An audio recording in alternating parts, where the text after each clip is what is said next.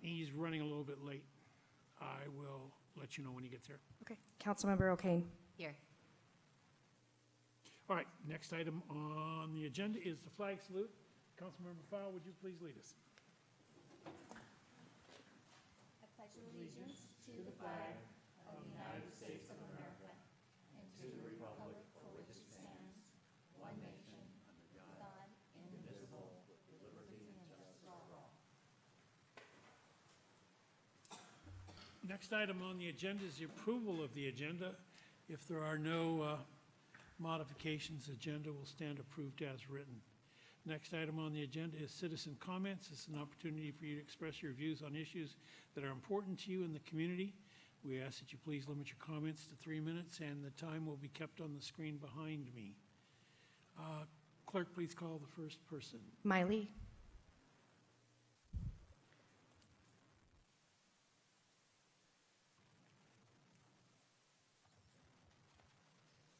Hi, so my name is Miley Hodge. I am a Kenmore resident at 6626 Northeast 182nd Street. I am an Inglemer student and I am here today regarding my civil action project.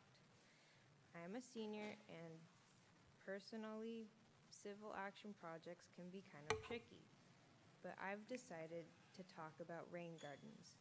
Rain gardens and why they are important and needed is specifically related to the fact that we are located by very many major waterways. For example, rain gardens, they can be pretty, yes, but they also serve a special purpose to filter out the pollutants that are there in rainwater so that when it's emptied out in the waterway, it'll be a clean source of water. Because we are right by like Swamp Creek and stuff, which is polluted by very many other things, it would be a good step forward if we planted rain gardens by those kind of waterways so we can help improve the health of the stream. Also, I hope that rain gardens will be implemented in the Walkways and Waterways project that has been ongoing now to help improve the health of our waterways in Kenmore. Thank you. Thank you, Ms. Hodge. Phyllis Finley.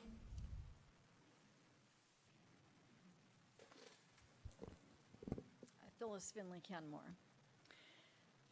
I have continued concerns about Kenmore's finances, specifically its spending.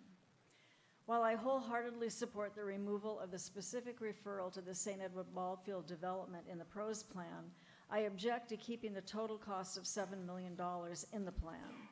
I'm referring to page 93 of the PROS plan. Without the specific St. Edward project, there is no specific proposal. The term "not included" is shown in the total cost column when projects are identified without verified costs. Perhaps the $7 million figure was left there inadvertently and is in fact an oversight that needs to be corrected before the PROS plan is considered to be in its final form. $7 million for a generic field, or even for several improved school fields, is exorbitant. A reminder that the Lake Washington School District and the City of Kirkland collaborated on an extensive field improvement project at Finn Hill Middle School recently for less than $300,000. I continue to have questions that I've asked several times in several ways. I realize this isn't the venue to actually get an answer. I'm at a loss to know what is the venue. Some questions. What's the top dollar that the council will spend on any project without putting it to a vote? If I'm understanding correctly, Walkways and Waterways is a $20 million bond measure that encompasses 5 major projects and benefits every Kenmore resident. What's the cost per user, assuming every resident of every age, man, woman, and child, will be a user in one way or another? Compare this to the cost per user of the St. Edward Ballfield development. If the St. Ed's Ballfield development is now estimated by the City of Kenmore to be $7 million in 2019 dollars, okay, plus $1 million or so every 10 years for artificial turf replacement, divide that by the number of Kenmore users. Remember that not every league player is a Kenmore resident. Do the math. What's the per Kenmore cost, per Kenmore user cost for this project?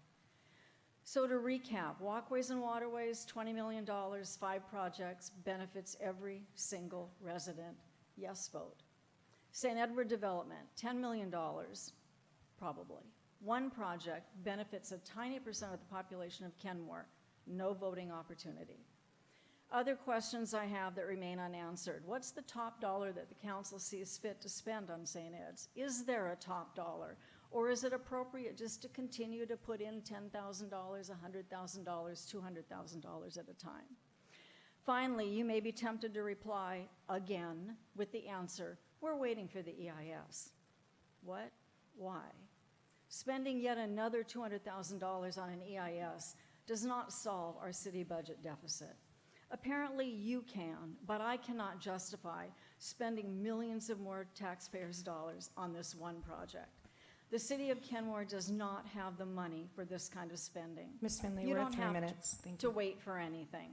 Please use your leadership for the sake of Kenmore taxpayers by cutting our losses now and putting less money where it will do more good for more residents. Thank you. Thank you, Ms. Finley.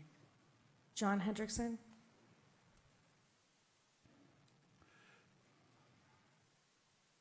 Hi, good evening, council members. John Hendrickson, Kenmore, Washington. Just to follow up on the last speaker, when I was on the city council, I was here for 8 years, and I was on the Sammamish Trail, and I saw them, they built a new ball field over at Woodinville. I was on my bike, and I asked them how much it cost. And the groundskeeper guy was there, he said $25,000 plus volunteers. There's a lot of business people have land moving equipment, things like that. Their kids play ball. So I came back here and I talked to Frolings over here, and they were willing to build a ball field up at Wallace Park. You could have one up there, and at Kenmore Elementary for free. I said, you do all that for free? And he said, and the drainage. I didn't know about drainage. For free. They did it for $25,000. We could have got it for free, and the city refused it. Brent Smith and a Little League refused it. They didn't want artificial turf at the time. Anyway, we spent $588,000, and I think you're going to spend another $200,000 more in pre-development costs for the field at St. Ed's, and we're in a financial sustainability crisis. And you guys just sit there. Anyway, I didn't want to talk about that. For the new council members, I wanted to talk about how every time when you guys come into office, the city will give you a little bit of training up front. They'll send you to the MRSC for knowing the ropes, understanding the Open Public Meetings Act, the Public Records Act. All those things are really excellent. If you look at how smart that legislation is to protect the public interest, it's really great. The city will give you the budget. Then the first thing you do is you go on a retreat. You go up to La Conner, you get a nice room, you can bring your spouses, you go out for a nice dinner. I know when we did it, our dinner cost like $900. And Mike, the Pendleton would be there. The city won't buy you liquor, but he would always buy a couple of bottles of wine and spread the wine around for everybody. And, I think that you have to guard against being seduced by that. And we live now at a time of excess. If you listen to Bernie Sanders, he used to talk about millionaires and billionaires, but then he made like $5 million on his book. So now he only talks about billionaires. Doesn't talk about millionaires anymore. And, CEOs back in the 50s used to make a salary equal to 20 times the average salary. 20 times. So one person makes what the average 20 people make. Now, the CEO makes 300 times for 300 people. One person makes 300 times as much. So I'm going to send you a copy of the feasibility study we had when we first incorporated what we promised the voters, what the voters voted on. It's the most sobering, objective, and comprehensive summary of what the city's responsibilities are. It lays out all the revenue. Mr. Hendrickson, we're at 3 minutes. Thank you very much. So I'm going to email that to you tomorrow. I hope you will please read it. I'll have summaries in there too. Thank you. There's nobody else signed up, Mayor. Thank you, Mr. Hendrickson. Anybody else wishing to speak? Anybody else wishing to speak? The citizen comment section is now closed. Ms. Hodge, we have rain gardens here on the property. We're strong believers in it. I believe Super Supplements across the street, when they remodeled a few years ago, they put a rain garden in. So we encourage rain gardens. And I think if you want more information,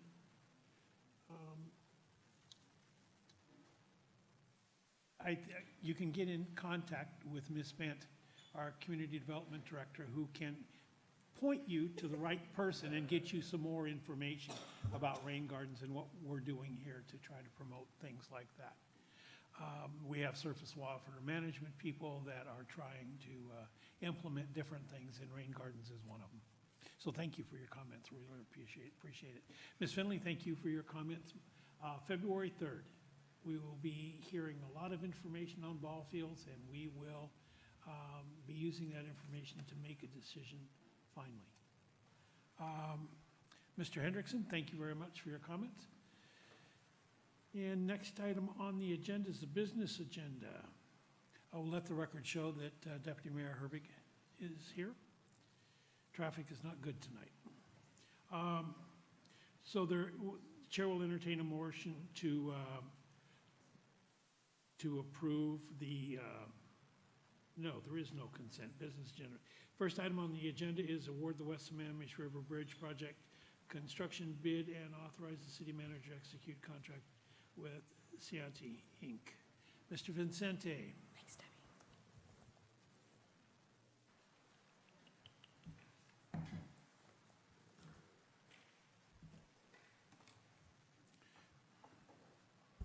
Debbie. Good evening, Mayor, Council. Today I'm going to talk about the awarding for the West Sammamish River Bridge project.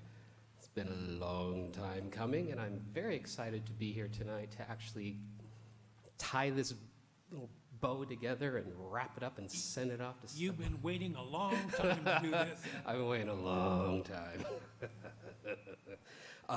Before I actually get into the, or before I ask you to make your motion, I kind of want to give you a brief presentation about, briefly talk about what we're building on the project, just to refresh everybody's mind, give you an idea of what is going to happen during construction, and also kind of what our public outreach will be during construction, so that you're all aware of kind of what we're doing. This lovely photo you see here is the grand opening of the bridge we're going to rip out. As you can see, it's a pretty simple looking bridge. Doesn't look anything like it does today, so this is what we're tearing out. This is from 1938 or some period, so very interesting photo that we found in the archives. So what are we building? If you remember, we're going to be building a bridge. We're going to maintain 2 lanes southbound. We're going to have 8-foot wide sidewalk, 8-foot wide bike lane. We've got new railing on the side. We've got a barrier that's going to have some decoration to it, some brand new lighting on both bridges. Currently, we've got 1 light pole going across the middle of the bridge structures. Since the bridges are going to be further apart in a different elevation, we had to put lights on both bridges. We're also replacing the railing on the northbound bridge.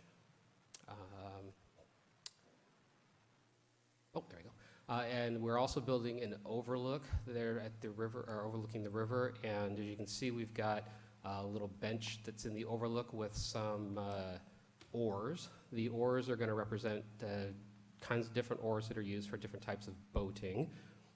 There's going to be a couple little platforms out there that we can either put historical information or artwork or whatever we want. We're going to put 4 of those along the bridge area. And then you'll see that we have the decorative wave pattern on the barrier there between the pedestrian walkway and the roadway. And this is kind of what it's going to look like at night. We're going to have a little bit of lighting going along the walkway for pedestrian, then the oars will be lit up and the bench will be lit up. Below, down at the river, we are keeping it fairly simple. The big thing are the concrete inlay of the heron, and we've designed it so as the water fluctuates, either the heron's going to be standing in water or standing on what appears to be some sort of marsh or rock thing. I don't know. So we've got those on both piers. And this just shows you a cross-section of how far apart the new bridge is going to be from the northbound bridge, and shows you the elevation difference. We're also doing some wetland and river mitigation. The first area we're doing is right there at Rhododendron Park, adjacent to the river. Another area we're doing is up adjacent to 68th Avenue, small little area that we're doing some work. We're also doing some mitigation work underneath the bridge and at the water line. And we're also doing some mitigation work adjacent to the boat launch and over by the water. The mitigation we're doing is going to involve planting 128 trees, 325 shrubs, putting in 2 areas of large woody debris for salmonids, for sanctuary for them as they're swimming up or downriver. We're removing 192 wooden piles. Now, these piles are from the original bridge built in the 19-teens that were never removed. They were just cut off and left in the river and in the wetland area, so we're removing all of those.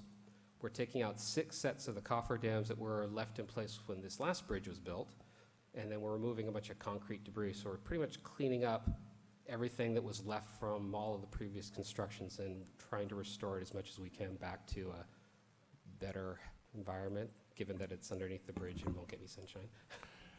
And John, those 192 wooden piles, are those creosote?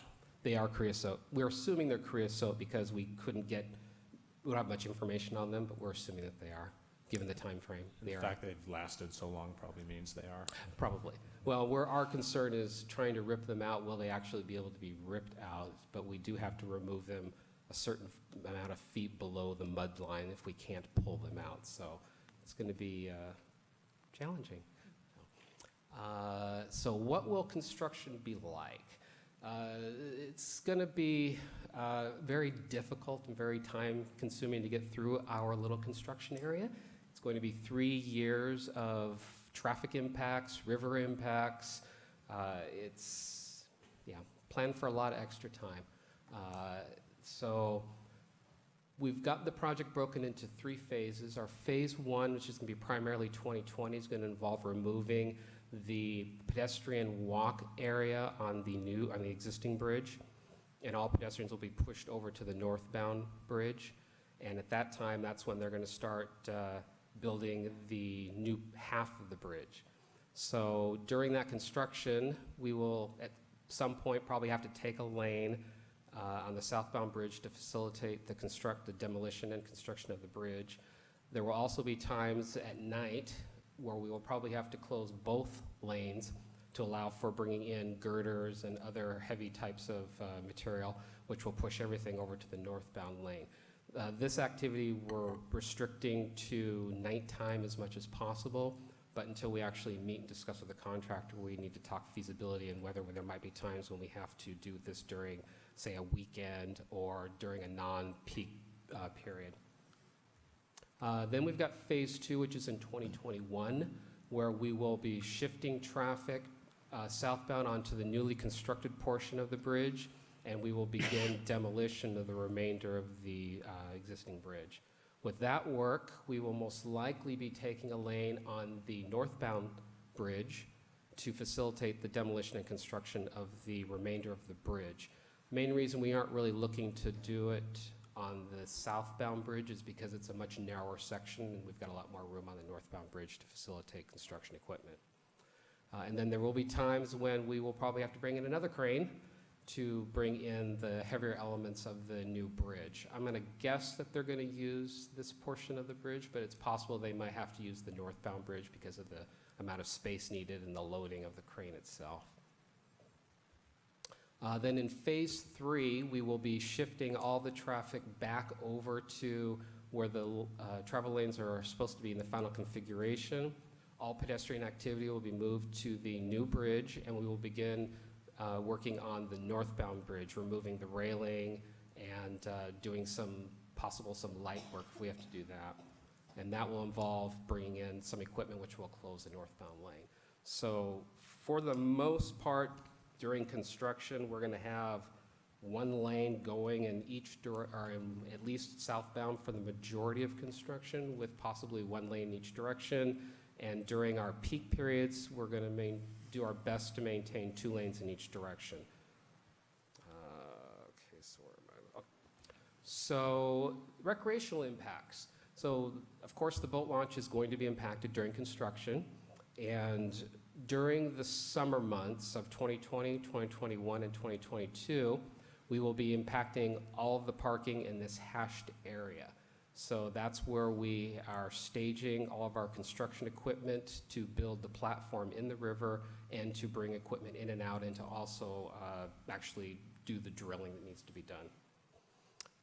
And then during that period, we are going to try and provide as much temporary parking along the shoulders of 68th for boat and trailer, and then also just south on the existing shoulder, there's room there.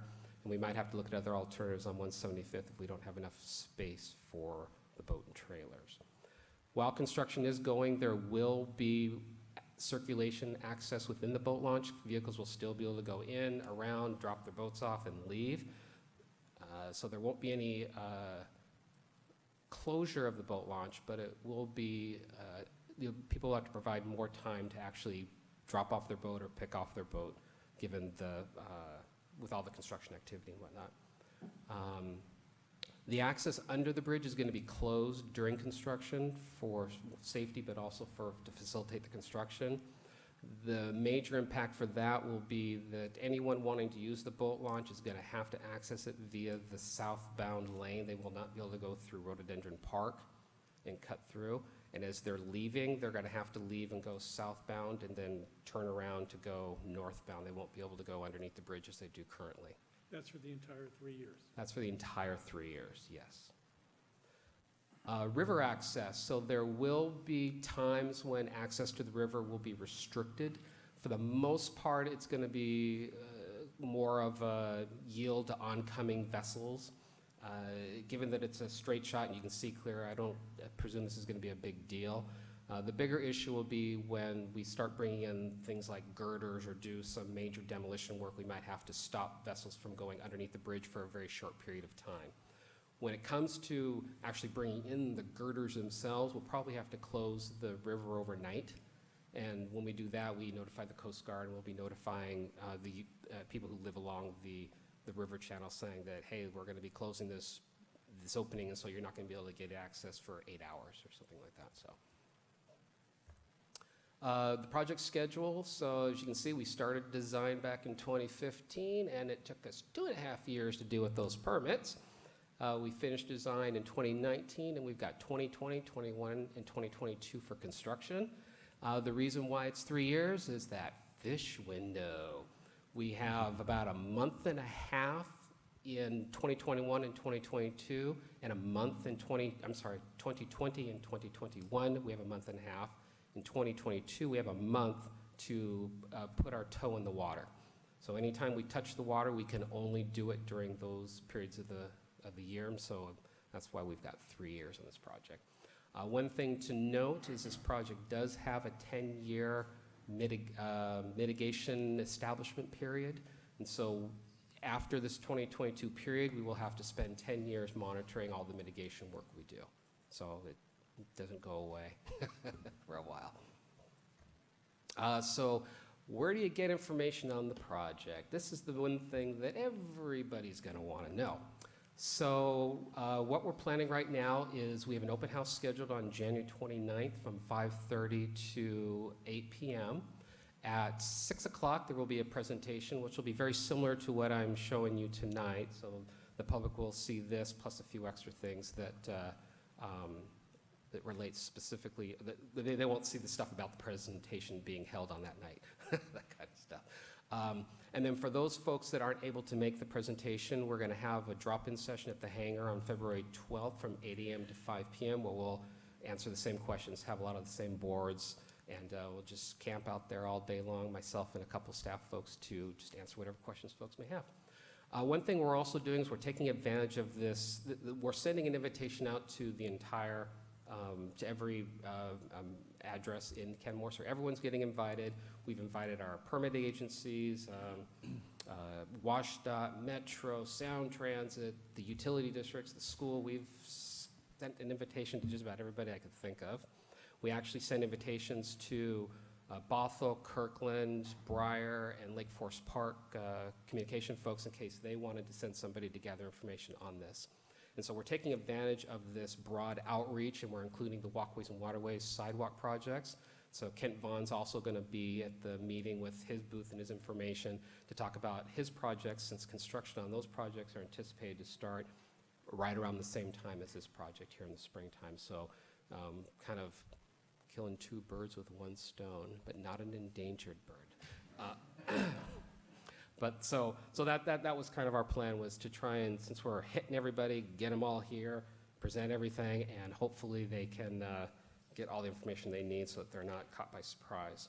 And then what we're doing is we've hired Enviro Issues to help us with our public outreach. And what they've done is they've set up a website specifically for the project. We've got a phone number, which is a 24-hour hotline number. You can call it anytime during the day and someone will answer it. If not, they'll answer it within moments, hopefully. And they will be able to get back to you, and if there's an issue or problem, that's where you go, one-stop shopping. There's also an email where you can send in your emails if you want to go that way.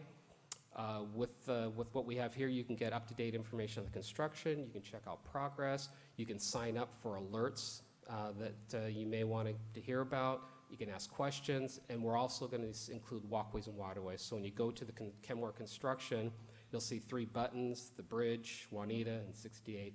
You click on one of those and you'll get all the update project information. We've got Enviro Issues contracted to help on all 3 projects so that we're getting an economy of scale on this. So we're trying our best to keep the cost as low as possible, but providing a high level of service for everybody. So to help people remember the email address and the phone number, Kelly, we have put together some fun swag for everybody. And so I've got presents for everybody here so that they have something exciting to open. I thought you were going to sing a jingle for us. To help us Oh, remember. no. Yeah, you don't want me singing a jingle. So first thing we did is we created a sticker that says the bridge. We, of course, incorporated Hank. It's got phone number, email address, our website on there, and this can be put on whatever you might have. And if traffic's getting you down and you're stressed out, we've got a stress block that you can take your frustrations out on. It's also got the bridge name and the project information. And to be environmentally friendly, we have a reusable straw that comes in a pouch that's got Hank on it, and it's got all the project information. And if you like the basics, we've got a business card. It lists all 3 projects with our contact information and where you need to go if you want to get information on the project. So I hope you enjoy your swag. And that is the end of my presentation. So unless there's any questions that you'd like, I would move that council make a motion to approve awarding the construction project to Ceccanti. Questions? I've got a couple. So can you go back to the second slide, I think it is? Which one? The second, Oh, second. if that's not too much Wait, trouble. second slide. Let's see. Fortunately, I can't tell which is the second slide. I'll tell you when you get there. There, Okay. forward one. So, drawing is, I think, kind of misleading. The bicyclist, he looks like he's on the roadside side, not the walk and bike side. He is on the bike side. That's an asphalt bike pathway. Oh, it looks like there is a barricade there separating the road from the pedestrians and bike lane, and that line is running through him, which makes him seem like he's on. Oh, So- yeah. So that barrier with the wave separates the bike and pedestrians from the travelway, and the Okay. person on the bike is on the asphalt bike pathway. So the bike pathway is going to be asphalt, the sidewalk's going to be concrete. We created that that distinction so that people knew the difference between what was what. So that line is errant. Yeah. Okay. What are you going to do when you close lanes down southbound? How are you going to prevent backups on 522? I don't think we're going to be able to prevent backups on 522.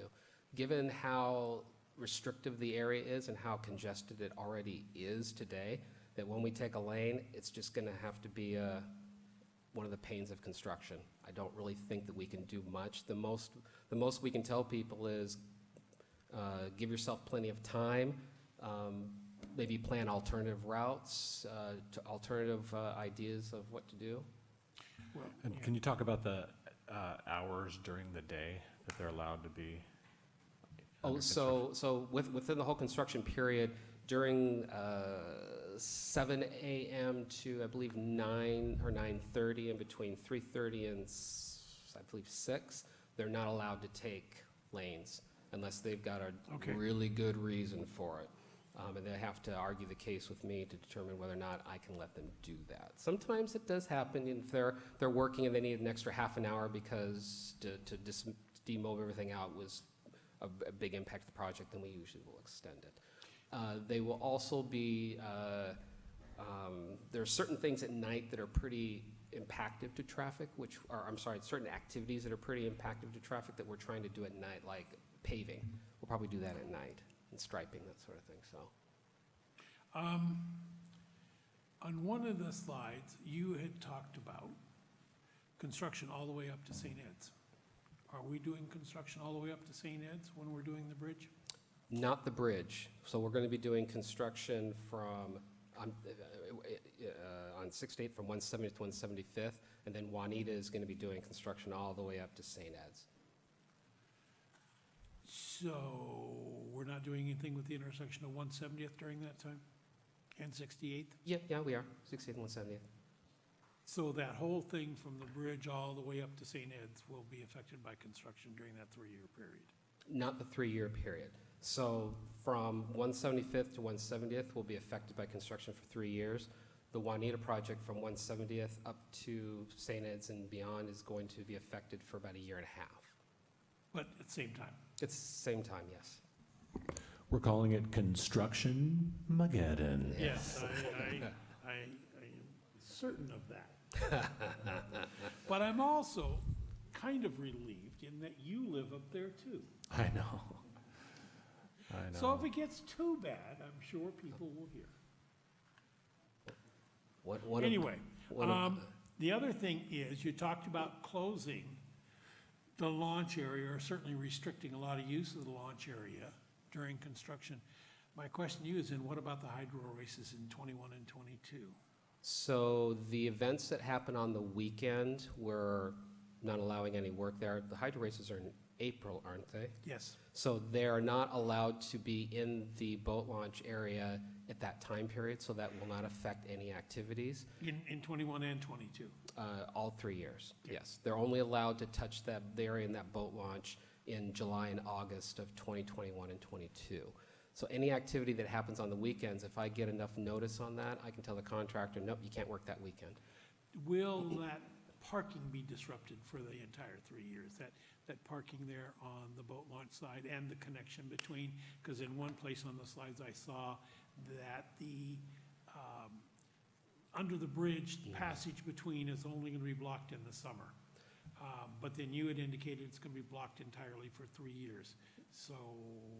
So the parking will only be disrupted during the summer.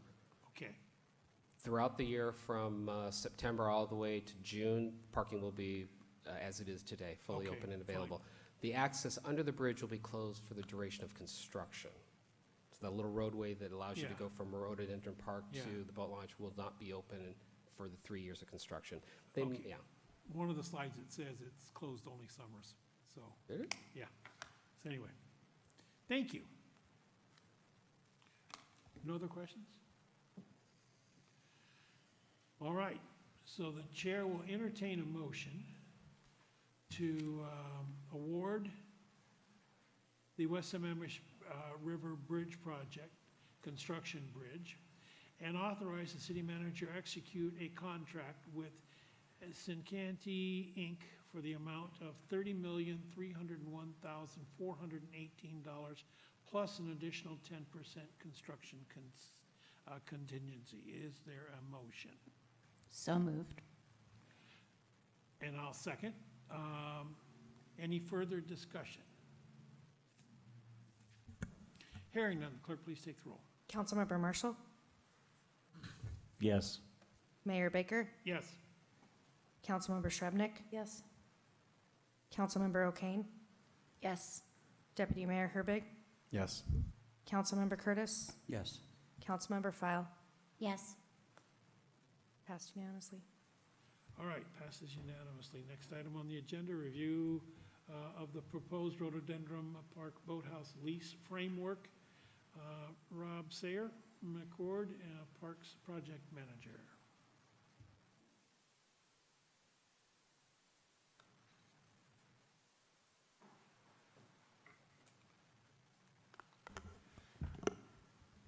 Good evening, Council. So this is Rob Sayre-McCord, who is the Parks Project Manager in charge of the Rhododendron Boathouse project, and our lovely City Manager.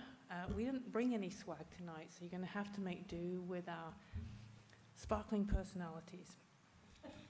So we're here tonight to talk about one aspect of the boathouse, and that is the proposed lease with the North Shore School District. And you may recall that part of the funding includes $250,000 contribution from the school district towards tenant improvement. So this lease then outlines the terms for that contribution, which is then the long-term lease with the school district. And then secondary to that, the school district will be entering into a separate agreement with the George Pocock Rowing Foundation for the ongoing operations and programming of that boathouse once constructed. So tonight we're here to outline the broad terms of that agreement, to take any questions. The city attorney is currently reviewing the draft agreement, so we're waiting for that review to be complete. If there are no substantive questions this evening, our intent then would be to bring back this lease agreement for council action on the consent agenda on January 27th. The reason that we're trying to reach that deadline of January 27th is that the bid closes, the bid process closes on January 30th. So we'd at least like to know that we have one piece of that package in place in terms of the funding. So that's why we're here tonight and why we would recommend approval on the 27th. So without any further ado, I will turn this over to Rob S. To outline some of the major terms of the agreement. Thank you. Good evening, everyone.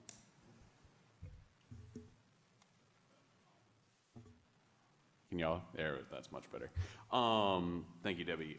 So this lease has been also in the works for a long time, maybe not quite as long as John's Bridge, but discussions have been going back at least till March of 2019, and we've gone through many rounds of feedback with community members, members from the Kenmore Rowing Club, members from the school district, from the city, to make sure that everything that everyone is looking for gets included in this operations agreement and lease. And as Debbie mentioned, the way it's structured the way it is to ensure that the school district is able to contribute that $250,000 of tenant improvement funding, which is why we're routing it through a lease structure with them as the tenant, and then they're subcontracting out to the Pocock Foundation to be the managers of the boathouse for day-to-day activities.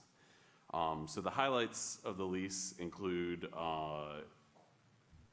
the Pocock Foundation will be charging a fee to the North Shore School District of no less than $30,000, but no more than $50,000 per calendar year, based on a $150 student fee per semester. But along with that is the opportunity for need-based scholarships for students, and that is also something that the Pocock Foundation will be offering to community members and youth in community who aren't members of the North Shore School District.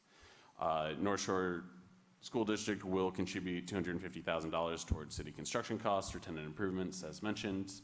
The school district in Pocock will provide programs, activities, and resources to develop and support the local rowing community. One of their goals and the Kenmore Rowing Club's goals are to significantly expand the summer camp offerings. Currently, there are 3 one-week camps being offered in the summer. The goal is to substantially increase that number and reach a lot more youth in the community and bring folks from outside of Kenmore to experience what we have to offer here in the city. The school district will purchase and house 4 rowing shells that will be for shared usage with the community partners, which is a nice bonus for our community rowers.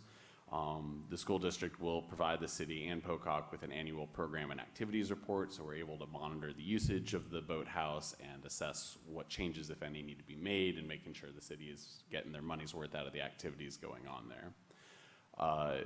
One of the things that we've spent a fair amount of time discussing is the exclusive boathouse access, and this had the potential to be a little tricky because while participating in scholastic sports, students obviously can't share a facility with non-background checked adults.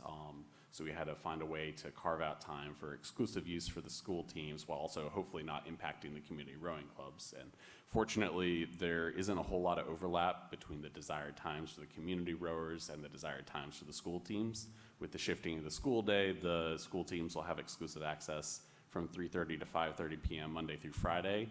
And I want to stress that all of these exclusive access are only during the scholastic rowing season. So that's mid-August to mid-November, and then I think early March to early May. So it's only about 22 weeks out of the year. So the entire summer is free for pure community usage, which is most of the time the community uses the rowing facilities around here anyways. Then one thing that I'd actually like to edit from what was included in your packet preview is that the current draft of the lease, and I do want to stress we're still in the draft stage. We have a couple of minor things to iron out here, but there are no major hurdles that we think we have to clear still, which we're very happy about. So the current draft stipulates that the school district has access Saturday mornings, and we've actually worked that out so that they're probably going to be asking for a 2 to 2.5 hour window on Saturday mornings. Currently, the Kenmore Rowing Club operates from practice from 9 to 11 on Saturday mornings. They're willing to shift slightly later to accommodate the school district if necessary. So we have the opportunity to have a structure, something like 5 to 7 a.m. for all the earliest of early birds in the community. Then the school district comes in from 7 to 9 a.m. And then the Kenmore Rowing Club has 9 to 11. And then it's just open for the rest of Saturday and Sunday for any community rowers, however they want to use the boathouse. The Pocock Foundation and School District obviously going to be operating in accordance with USA Rowing safety standards, and one of the things that the Pocock Foundation is bringing to the table here is a wealth of experience. They'll be able to offer safety training courses, safety guidance. They'll be able to oversee making sure everybody is rowing safely at night, during the day, that everyone's passed a float test. That takes a lot of the burden off of both the school district and the city from having to ensure these safety standards. As the management operating organization, the Pocock Rowing Foundation is going to charge community rowing groups prices that are comparable and competitive or lower than similar programs in the Puget Sound area. This is still also in the draft stage. They're proposing to charge Kenmore Rowing Club participants roughly $500 a year. Currently, Kenmore Rowing Club participants pay $400. My sense from talking to their advisory committee designee, Pam Marshall, is that that increase is pretty negligible. A lot of other groups, that's somewhat similar to what the rowing club down at Renton pays, but the Sammamish Rowing Club, several other rowing clubs in the area pay upwards of $1,000, $1,200, $1,400. So we're still coming in way under the Puget Sound average here. In return for that, the Pocock Rowing Foundation, in addition to all the safety oversight, will be providing launches, boats. They'll be doing a lot of the maintenance. They'll be providing additional programmatic opportunities, and that's one of the major things to increase what Kenmore Rowing Club is offering now, as well as the opportunity through their reach throughout the region to bring other folks coming into the community and really growing the numbers without and within Kenmore. And if I can editorialize for a minute, one of the things that I'm really excited about is I feel like this is a great opportunity to bring folks into the community. I know that Brewery Row has sort of established itself as a hot spot to stop when you're going along the Burke-Gilman Trail, and when you've got rowers coming up to the north end of Lake Washington, I think Kenmore becomes the destination for that, and that's a really good economic development opportunity for the city. The city will be responsible for the building exterior, any major repairs, if the roof springs a leak, anything like that, trash removal, and then the public restrooms that are located, they're housed in the building, but they're external facing. They're for park users in general. The city will be responsible for maintenance for that. The Pocock Foundation is responsible for everything inside the building. So all minor maintenance and repairs, cleaning, janitorial services, that all falls on them. It's not an added burden to our public works crew. The city will be responsible for all utilities, similar to our setup at the senior center in Rhododendron. And then obviously we'll be ensuring that there's an acceptable liability insurance policy in place for all the groups using the Boathouse, and there's a mutual agreement to use city communications, Pocock communications, and school district communications to promote activities and events. So if there are any questions, I am more than happy to answer them. Questions? Councilmember Marshall. Any sense of what the utilities might be, cost to the city?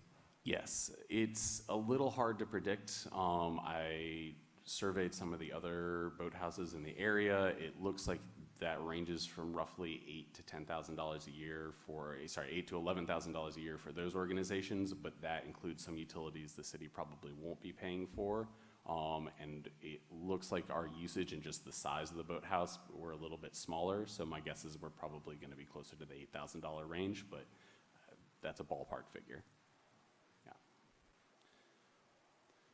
Any other questions? Councilmember Shrubnik? Yeah, I have a number of operational questions, but I want to start out with a kind of an overarching question. I heard Debbie and Rob in an earlier conversation talk about two separate agreements, a lease agreement and an operations agreement. Yeah. And then in the same breath, I heard saying this agreement, like as if it's one agreement. So what are we voting on tonight? Sure. Or what are we giving direction on? So to clarify, one of the things that's taken such a long time to work out is how exactly this relationship is going to enable the school district to commit this $250,000 funding. Yeah. They came to the determination that they have to be the leasee in order to do this, which we discussed whether there's going to be some sort of three-way agreement between the city and Pocock, or then we hadn't identified Pocock specifically as the operating partner. But in order for them to contribute the money, they need to be the leasee, and then they recognize that they don't necessarily have the resources or the experience to manage the boathouse, which was a concern of the cities, and we want an experienced partner to come in and do that. So they will have a separate agreement between themselves and the Pocock Foundation, but one of the things the city wants to stipulate in this lease is, I know this is a little bit, I understand that reaction. One of the things the city wants to make sure is included is that we're protecting the interests of the community partners. So this operating agreement, so we're talking about the lease right now. Yeah. What we're asking for is a general approval to authorize the city manager to enter into this agreement pending sign-off from Inslee Best. Okay. But not tonight. But not tonight, correct. However, one of the things included in the lease are specific assurances that we'd like to see contained in the operating agreement between Pocock and the school district, such as the increase of programs, the affordable pricing for community groups. So whatever group they choose to bring in as the operating agreement, Pocock will provide that.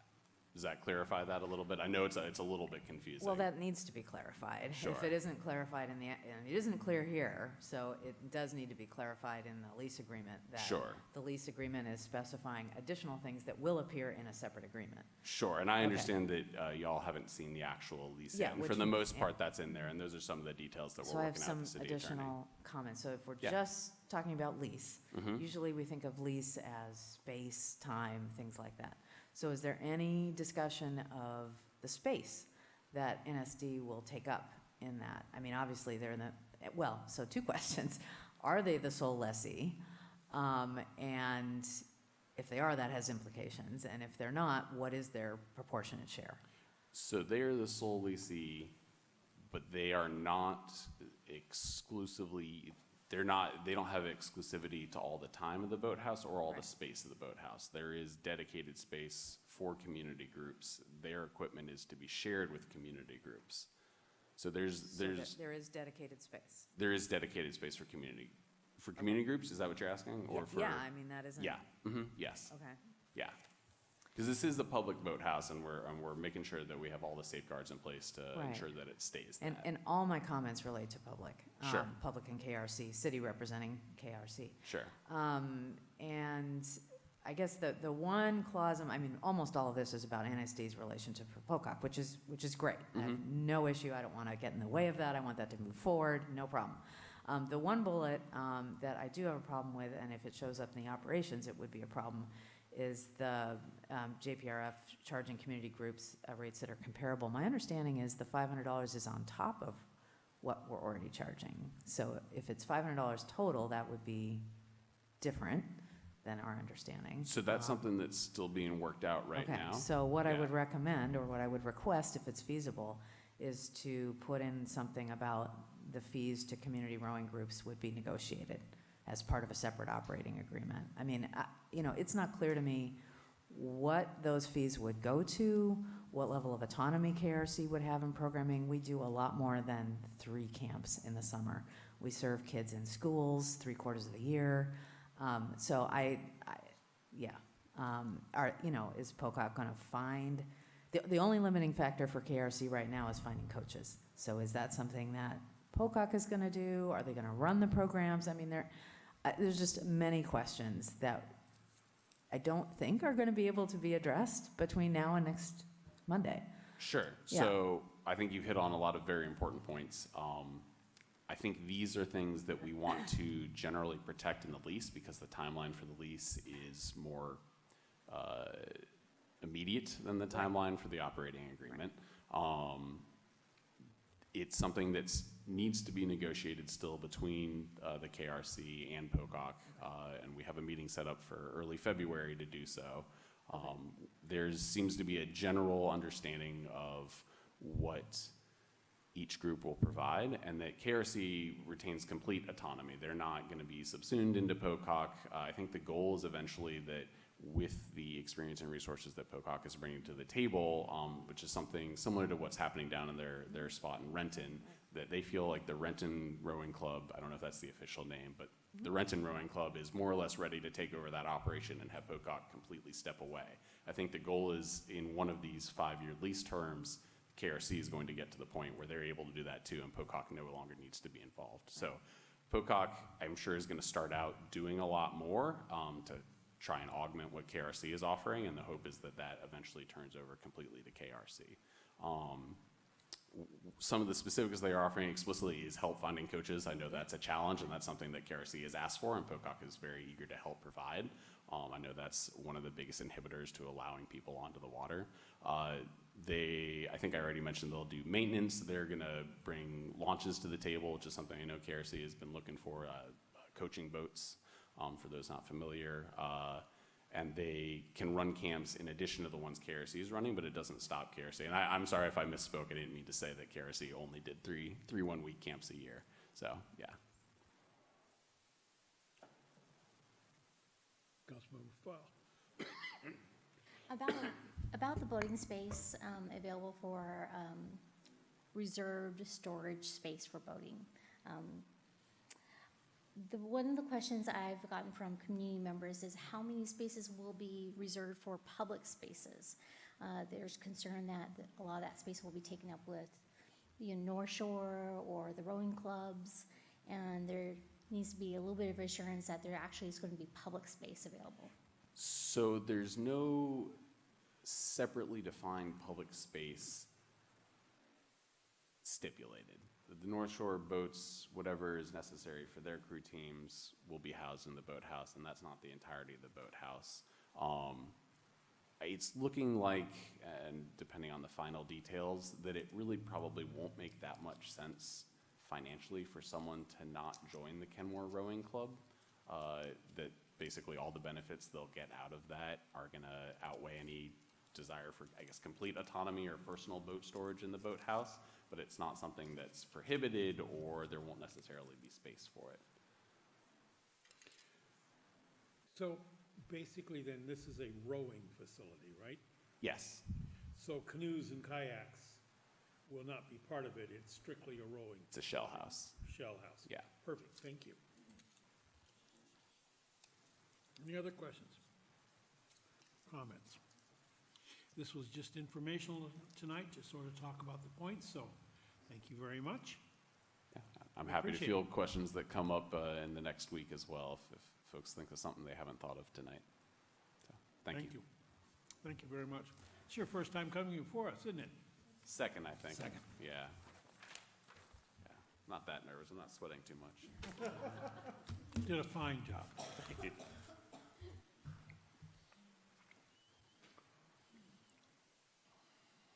Mr. City Manager, give you a chance to sit down, and we'll go to staff report. Thank you, Your Honor. I'd like to point out that in the audience is one of our Financial Sustainability Plan Task Force members, Darlene Ademba. Can you raise your hand? And she'll be joining us tomorrow night for the first Financial Sustainability Plan Task Force meeting. So, looking forward to that. Thank you very much for coming forward and serving on this. It means a lot to us to have people from the community interested in the city. So thank you very, very much for stepping up. Yeah, Darlene's parents were living in Kenmore for a little while, then they moved to Bothell and realized the mistake they made. And so then they moved back to Kenmore, and Darlene's there too. And Darlene just got a degree in actuarial science and is working for an insurance company, and so she's going to be a great addition to the team. So, all right. I didn't really have anything planned to talk to you under staff report until this weekend. Some things popped up at the state legislature. And I don't intend to bring every single bill to you. There's lots of bills out there. But there's been a couple bills where the state says, hey, we want more affordable housing, and so we want to make it easier for things like ADUs to come in and things like fourplexes and sixplexes to come in. And so the state has a couple bills like that where they're saying, we want to mandate that certain types of uses go into single-family zones. And there's probably a few other bills like that that are being introduced right now. So rather than diving into the particulars of each and every bill like that that comes in front of you, I just want to get a sense from you as a council, where do you want us to stand on bills like that that appear to be preempting city land use authority? There's basically three options. One is don't take a stand at all on bills like that. Just don't weigh in at all. One is to oppose it, and another one is to support the bills. And we actually need to be judicious on which bills we choose to weigh in or not. We only have so much political capital, and if we're signing in and testifying on all these bills, then that's not necessarily the best use of our time and political capital either. So my first question is about these land use bills that are being proposed, and then my second question, in more particular, is about a bill that would, for cyclists, stop signs would be treated more like yield signs for cyclists. So that's my second question. The first question is, what's your sense of these land use bills that are in front of the legislature right now? Councilmember Marshall, let's hear the lawyer come out here. No, just as purely as a citizen, I absolutely agreed with the city manager's sense in the email that it's a really strong state preemption, and it really erodes local autonomy. Yep. We've got to be able to make our own decisions. There may be great ideas that they have for encouraging ADUs, but it's got to be left up to us. So we've got to support local autonomy in that case of that bill. Deputy Mayor. Yeah, I'm actually going to go back to what Rob just said about us being judicious. We have some really big asks in front of the legislature that we're trying to get through this year. We have a particularly big ask when it comes to the bridge, and I think keeping our arrows aimed at what we really need to get out of the session will get us better results than signing in on a bunch of bills that AWC is going to weigh in on our behalf anyway. So yeah, I'm in agreement. I don't think we need the state legislature to make land use decisions for us. That's what we're here for. That's what we have, that's why we became a city. They try to preempt us in too many things. And as far as weighing in, I don't know that we should be weighing in. I think leave that to your discretion in that. I mean, AWC in this instance is weighing in, and that's good. I think us being silent on. Yeah, AWC is, not burning up capital. yeah, AWC does generally oppose bills that take away local authority. Right.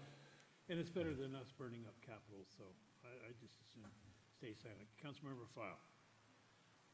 I was going to say, what I understand about these bills is, given the state of housing crisis we have in Washington State and the need for affordable housing, there are some cities in our state that have made decisions that either ban ADUs or cottage housing or limit things in accordance to ordinances and zoning, making it really hard to address this pocket area of housing need. So I think it's a little early for us to weigh in at the legislature. I think they've got enough business to work on their own, and with the Sound Cities Association, I think that they have good advice and leadership there for us. But it's more for addressing the cities in the state that are taking action to try to ban ADUs and things like that. And we're trying to do that here in Kenmore. I think we're making good forward motions in this area. Yeah, Sound Cities Association is really the 38 cities in King County, and that's what they're concerned with, is what's in King County. And so I think a jurisdiction should be able to do whatever they want to do as far as their land use decisions. Councilmember Marshall. If that particular bill starts gaining steam and is coming down the pike, then definitely I'd like to revisit the question of our stance on it. Yeah. Yeah, absolutely. Yeah, Councilmember Shrubnik. Yeah, I definitely think it's preemption. I can't imagine that we're the only city that would be not happy about this passing. And in fact, I'm guessing there are cities that would be a lot less happy than we would be. So I'd rather let them take the lead on this, and AWC, but I'm definitely opposed to it. What I'm hearing is don't take a stand, at least now, on it. But one thing we might offer, if it's appropriate, is could there be like an opt-out provision if we were doing other things that were providing affordable housing options? That's one of the ideas our lobbyist had for us. So let the bill go through, but have an opt-out provision. So I'm not saying that that's what we would suggest, but there's other things like providing incentives rather than the stick approach and things like that. And you may recall that last year there was a bill like this where the state was going to mandate what happened within a quarter mile of transit areas, and we did get involved in that, and Lori Anderson, our senior planner, actually had an influence on statewide policy last year on that bill, and that bill went from a stick to a carrot approach. And I think we had some small part to play in that. So what I'm hearing is don't weigh in right now, but if there's incentives or opt-out provisions that we could offer or talk about, we can do that. Okay. All right. And now for the, what's that? You got that side of it. Yeah. Next one. Now for the bicycle one. So I hesitated raising this issue because, again, should we weigh on it? We're just little old Kenmore. I don't know that we would have an influence on this bill or not, but I thought it was interesting. The law would, if this bill passed, the law would change so that for bicycles, stop signs would be treated like yield signs. So thoughts on whether to weigh in? Deputy Mayor? Yeah, I understand why this catches some folks off guard. It's only in 4 states right now, I think. Originally started in Idaho back in '82.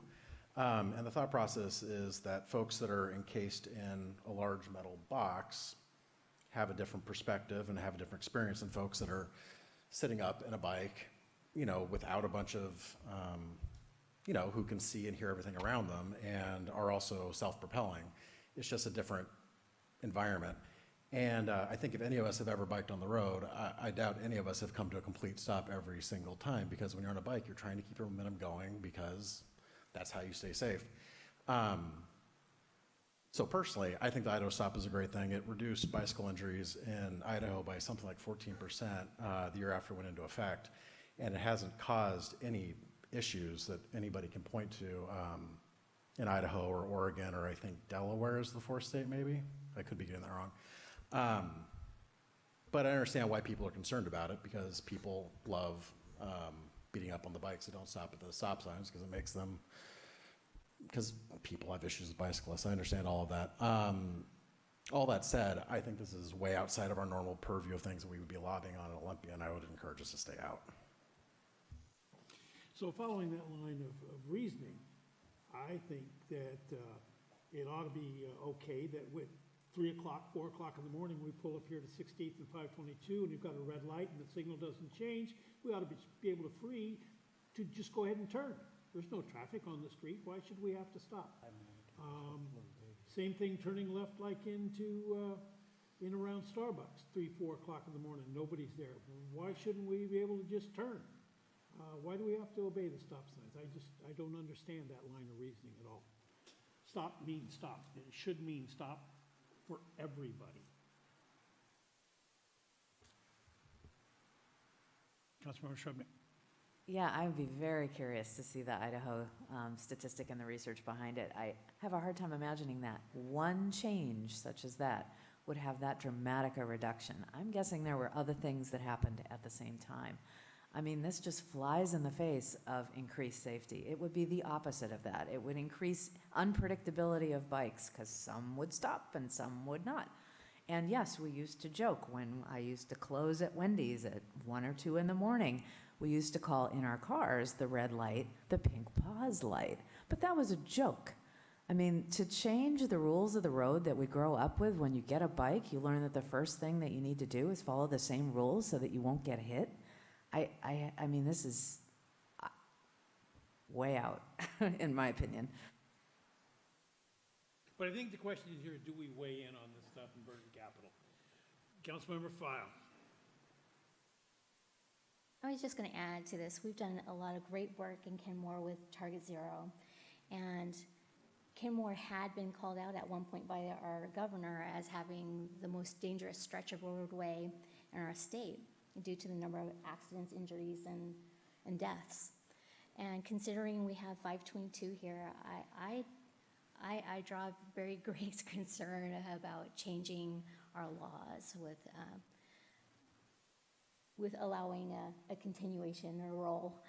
So I think this is a bad idea.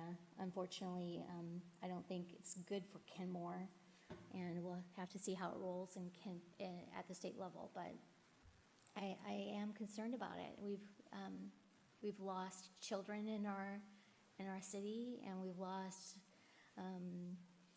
adults, and people have been hurt. I certainly wouldn't want to go backwards, and we've done great work. Councilmember Curtis. I would just say that Target Zero has been such an important direction for us that we need to stay on track and not experiment with that. I think something that works in Idaho compared to in a really dense populated area, I think they're two different stories. Deputy Mayor? I would point out this being championed by one of the groups that's been pushing Target Zero, which is the Cascade Bicycle Club and Washington Bikes. They, frankly, have more skin in the game when it comes to road safety than drivers do, because they're exposed on bikes to the elements and to the fenders that are next to them. They're actually who I worked with when we wrote our Target Zero plan back in 2014. And they know more about bicycle safety than I think most of us do. And they are saying this will make folks safer on the road. So, I've worked with those guys on a lot of things. I tend to trust their opinions on this. But again, the question is, do we want to weigh in? And I don't. Councilmember Curtis. Yeah, I would say a professional bike house, not like racing bike, but somebody who bikes regularly as a commuter, is a more skilled person than a teenager, or a lot of other people who will just be happy to cruise through those spots without looking. So, again, I just have concerns. One more comment. Yes, Councilmember Marshall. I'd weigh in favor of keeping the stop signs as stop signs, and even our more experienced bicyclists, even say on the Brookgumman Trail. I've been astounded repeatedly. It's probably some initiative we might want to take charge of at some point whenever we had any time or resources. But I've been astounded by the reckless behavior of mature folks who appear affluent and educated and all that stuff, and you cannot imagine some kind of actions they take. So I'd be really worried about changing the traffic sign. So my tendency is just to not weigh in and just stay out of it. Okay. All right, no one-on-ones this week. That's all I have. All right. Comments, reports, initiatives. Councilmember O'Kane. I went to my first VIII meeting last week, and we'll be having lunch tomorrow with Jason, the project manager, to get more informed on what we can be doing here in Kenmore and the ideas they have related to salmon habitat restoration. So I'm really looking forward to having something to bring back next week. Thank you. Councilmember Marshall. I'll be heading to the North Shore Parks and Recreation service area meeting tomorrow night, and then hopefully report back about what type of plans or phasing they have for the senior center, and maybe also continue some discussions or thoughts about potential aquatic center funding, maybe. Councilmember Curtis. So I think I need a reminder or clarification on the pros plan schedule. And specifically, I'm interested in if there are things we want to take off, like maybe we don't want the amount of money for ball fields undedicated left in there. There's a proposal to get from Rhododendron Park up to Morelands Park. Is there still a place that we'll be discussing that we can take those things off if we want? Yes, Debbie, is it next week? Yeah, Monday, this coming Monday. All right, thank you. Councilmember Shrubnik. Nothing to add. Councilmember File. Nothing to add. Deputy Mayor. Nothing to add. I feel like I got to comment with the problems we've had with getting permits for that bridge that we've been trying with over 2 years now. I feel like I need to comment on the relationships that we've built over the last number of years and the relationships that we have with our legislators. Congresswoman Del Bene, I put in a call to her. She called me right back. Very easy to communicate with, understood our needs completely. The same with Senator Cantwell. It's just really, really nice to have the relationships that we have with our legislators. It's taken a number of years to develop with their staff and everything else, and I think we're very, very fortunate. We're writing letters of thank you because they really, really made things happen. We were waiting for the Admiral's signature here in Seattle. The Admiral here, I believe, had an emergency in the family, and he was not in the office. We needed his signature, and was going to be available. It was going to be 2 or 3 weeks, I think, before we could get it. After a couple of calls from the senator's office and our congresswoman's office, somebody from the office got in their car, went and drove and found the Admiral, had him sign, and we really had that within 24 hours. So it's those type of relationships that you build over time, and they're just irreplaceable. So we're writing letters of thank you and everything to our delegation, but I can't say enough good things about the responsiveness of our electeds. So anyway, if there's no further business to come, Councilmember O'Kane. I just have a quick comment about some work that our community's been doing out at Swamp Creek, Swamp Creek Park. We had our 3rd volunteer cleanup event last Saturday, and we had our largest turnout. About 30 people showed up for cleanup, including Councilmember Marshall, and I encourage everyone to go take a look at the great work our community is doing there. And I just want to make sure that people know that for high school students, community service hours are available for that work, and it's just been amazing seeing our community come together like that and taking care of one of our special parks. So I just wanted to thank the community and make sure that it was mentioned today. So thank you. There's no further business coming before us. We are adjourned.